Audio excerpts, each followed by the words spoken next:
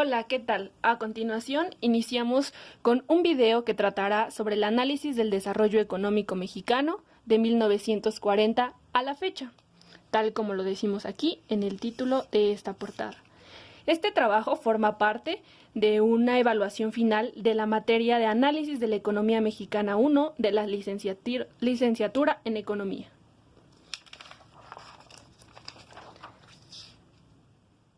Comenzamos el periodo con una denominación que nombré acumulación industrial. Este periodo comienza con la Segunda Guerra Mundial a nivel externo y a nivel interno con la entrada en el poder del presidente Manuel Ávila Camacho y posteriormente de Miguel Alemán. Por eso ponemos las iniciales.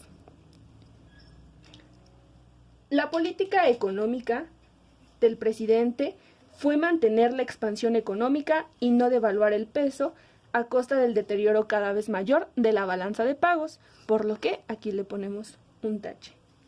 La desarticulación del mercado mundial que se inicia con la crisis y se continúa durante la Segunda Guerra, al aminorar la competencia de mercancías industriales provenientes del exterior, le permitió al país entrar en una expansión económica, tal como se anota aquí en un círculo. Y pasamos con el siguiente periodo, que es de 1955 a 1961, al que nombro desarrollo oligopólico. En este periodo, la industria manufacturera se convirtió en motor del crecimiento.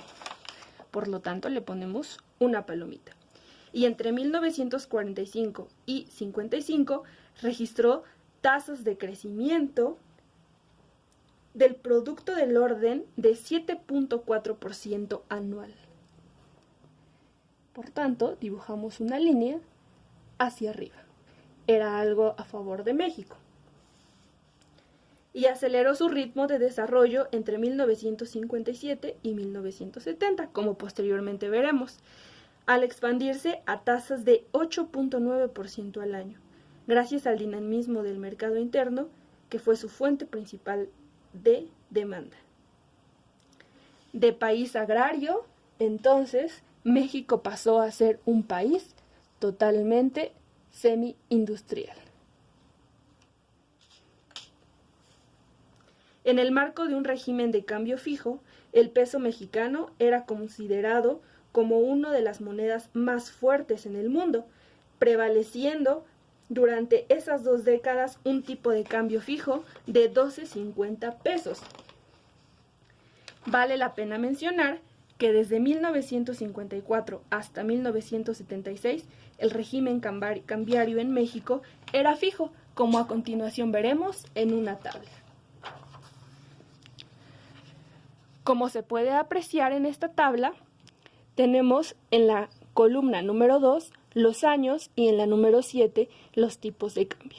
Vemos que 1971 a 1975 el tipo de cambio era de 12.50. Posteriormente, por ejemplo, en 1976 el tipo de cambio fue de 22 pesos. A continuación, pasamos a otro periodo, que es de 1961 a 1971, al que llamamos desarrollo estabilizador. En este periodo, como ya lo dijimos, aún hay un tipo de cambio fijo, que era de 12.50 pesos por dólar. El rápido crecimiento de la economía y el mantenimiento de una tasa de inflación notablemente baja y la estabilidad cambiaria es algo que caracteriza a este periodo. Existe una diversificación relativa de la estructura industrial y por consiguiente la industria mexicana comienza a adquirir un perfil moderno que se corresponde más o menos fielmente con el del comercio y los servicios urbanos. Podemos ver que hay un crecimiento de la economía y una tasa de inflación baja. Es un periodo positivo para México. Hay una estabilidad cambiaria y hay una sustitución de importaciones. Sin embargo, la estrategia aplicada abordó problemas importantes que dificultaban el desarrollo del país, pero en cambio pasó por alto o subestimó la magnitud de otros obstáculos. Es muy válido decir que el hecho de que la sustitución de importaciones haya tenido un fuerte valor en este periodo, esto generó que no se tomaran en cuenta el valor de las exportaciones, por lo que esto traería consecuencias más adelante. Y a continuación pasamos a otro periodo que va de 1971 a 1988, el que es llamado desarrollo compartido. En este periodo vale la pena mencionar que los presidentes en el poder son Luis Echeverría y José López Portillo, por lo que vamos a hablar de 12 años en los que prácticamente tienen las mismas características.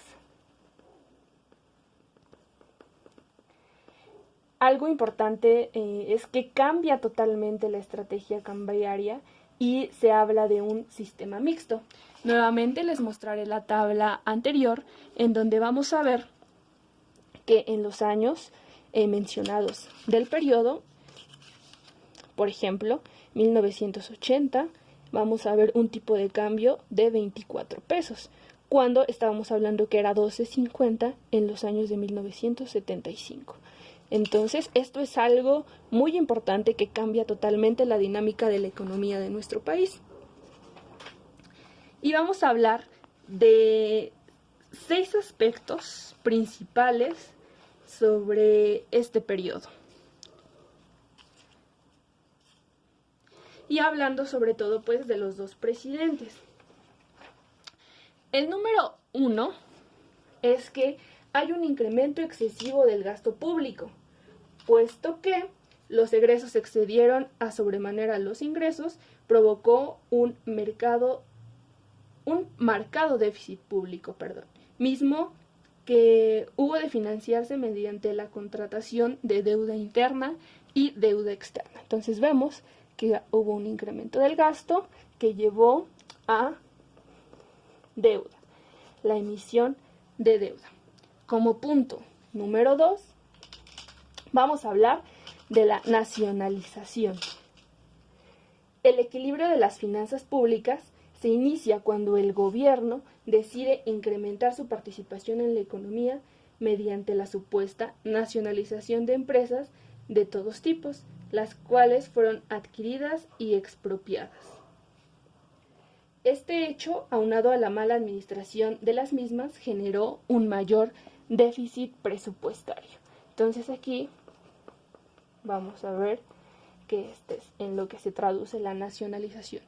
Como punto número 3, podemos hablar que como consecuencia del excesivo gasto público, aumentó el circulante en la economía, lo que trajo como consecuencia una mayor demanda agregada y un sobrecalentamiento de la economía, lo que generó un acelerado incremento de los precios. Entonces aquí vamos a ver, obviamente se imprimió más dinero y esto se tradujo en un incremento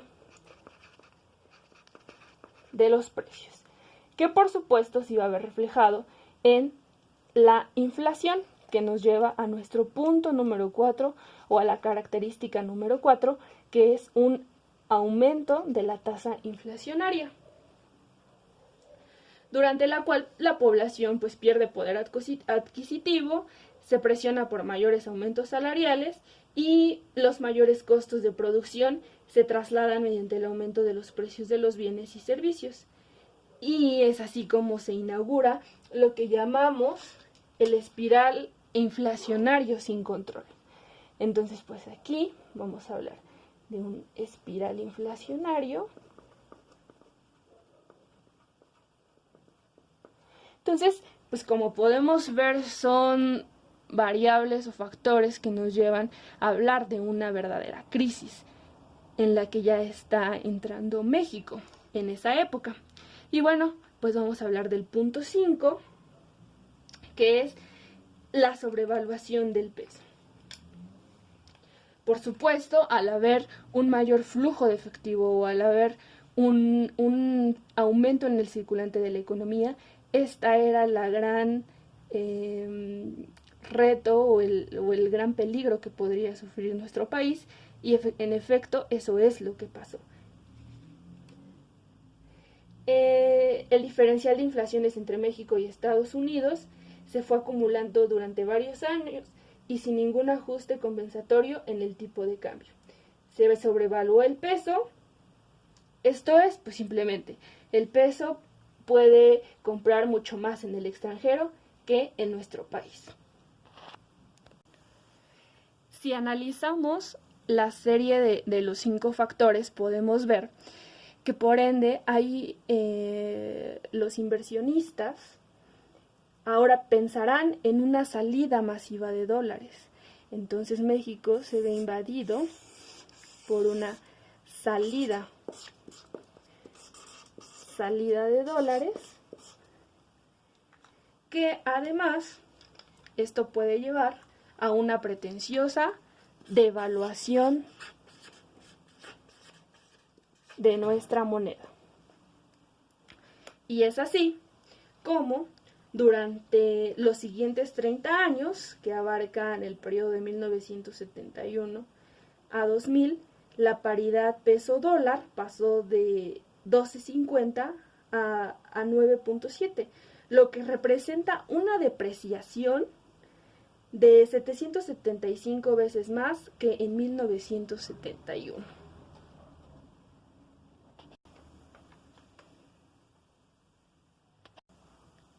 Tras la crisis anterior que pudimos observar, con los 5 factores analizados, ahora pasamos a 1988-1999, al que llamamos cambio estructural, crisis y rescate. Este periodo es muy importante porque hablamos de 2 presidentes, obviamente por lo que hicieron, que son Carlos Salinas de Gortari y Ernesto Zedillo. Aquí tenemos sus iniciales, y ellos inician una administración de corte totalmente neoliberal. Vamos a ver que ellos liberalizan los mercados y le apuestan a que México entre al Tratado de Libre Comercio con América del Norte. Se generan muchas privatizaciones de empresas que en su momento habían sido nacionalizadas y hay un incremento de la inversión extranjera. Algo además sumamente interesante de este periodo es que por requisito del Telecán es necesaria la autonomía del Banco de México. Es aquí cuando nuestra banca comienza a ser autónoma. Por supuesto, pues estas fueron las políticas que inició Carlos Salinas de Gortari, y Ernesto Zedillo no modificó obviamente las políticas, pero sin embargo muy pronto sufrió el ataque de los mercados ante la certeza de que la situación pues no era sostenible. Bien, pues el peso fue devaluado fuertemente antes de que culminara el primer mes del sexenio y sobrevino una crisis cambiaria y de deuda de corto plazo, los llamados tesobonos. De nuevo vamos a analizar en nuestra tabla, la tabla que les he mostrado con anterioridad, cómo es que llegó esta devaluación del peso mexicano. Buscamos en nuestra tabla a Carlos Salinas de Gortari. Aquí vemos, aquí está en este periodo, y vemos cómo de que hablamos en cuanto a un peso 12.50, cómo es que aquí un peso estaba teniendo la paridad de 2.650, de 2.948. Es decir, fue una devaluación totalmente grave para nuestro país. Bien, pues si nosotros analizamos los factores que ya vimos, podemos observar que el hecho de que haya mayor inversión extranjera, esto hace que pues las importaciones crezcan y que las exportaciones caigan, resultando un fuerte déficit en cuenta corriente, mismo que a su vez es financiado con flujos de capital de cartera. Esto obviamente coincide, algo muy importante es que coincide con que en Estados Unidos se elevan las tasas de interés. Aquí la dependencia de nuestro país con Estados Unidos, y estos factores en conjunto provocan la salida de capitales y por tanto la devaluación de la que ya hablamos sobre el peso. Y bien, pues finalmente podemos ver hasta aquí que nuestro país ha sido objeto de una serie de cambios muy drásticos, y pues el periodo 2000 no se salva. Y bueno, aquí vamos a ver unas características muy generales. Podemos ver que en 2000 el PRI perdió la presidencia. Aquí hablamos de que el presidencialismo cae. Hablamos de que se crea el Fondo Nacional de Infraestructura. Esto es porque ante los eventos financieros en Estados Unidos era ya evidente que México necesitaba tomar ciertas medidas contracíclicas. Entonces se crea este fondo y poco más tarde se inició el primer programa explícito de apoyo a la economía, pues para irlo rescatando de la crisis en la que se había quedado México en el periodo anterior. Y pues podemos hablar de que en el 2009 fue un año, sin embargo, de grave recesión económica. Las autoridades, por tanto, incrementaron una serie de programas contracíclicos nuevamente, y se crea la Ley Federal Presupuestal y de Responsabilidad Hacendaria. Entonces, en nuestro país empiezan a tomar una serie de medidas cuyo objeto es intentar contrarrestar los efectos de las crisis a las que ya habíamos llegado. En esta gráfica podemos observar cómo se habla de un bajo crecimiento y mayor deuda desde el periodo de Vicente Fox, Felipe Calderón y Enrique Peña, en donde pues vemos sí hay un crecimiento económico, pero también hay una deuda total que se incrementa como porcentaje del PIB en un cierre sexenal. Entonces, estos indicadores deberían de estar inversamente relacionados y pues están directamente relacionados, lo cual es negativo para México. Bueno, pues entonces en este periodo, en el siglo XXI, comparto que el indicador global de actividad económica registró un decrecimiento también en su comparación inmediata. Solo de junio a julio la economía nacional se contrajo 0.1%, siguiendo datos del Instituto Nacional de Estadística y Geografía. Es así como pues pasamos a las conclusiones. Podemos ver aquí una serie de conclusiones en donde lo principal es que la experiencia mexicana crea la duda sobre la viabilidad de una estrategia que basa la estabilidad y el crecimiento económico. La independencia del Banco Central, el cumplimiento de los objetivos en materia inflacionaria anunciados públicamente, la flexibilidad de los mercados laborales y las políticas fiscales sólidas son anclas nominales que ayudan a mantener baja la inflación aún con un tipo de cambio flotante. Es la realidad actual de nuestro país, pues así nos lo demuestra. Gracias. De esta forma concluyo con el video y les dejo las fuentes de información para su consulta.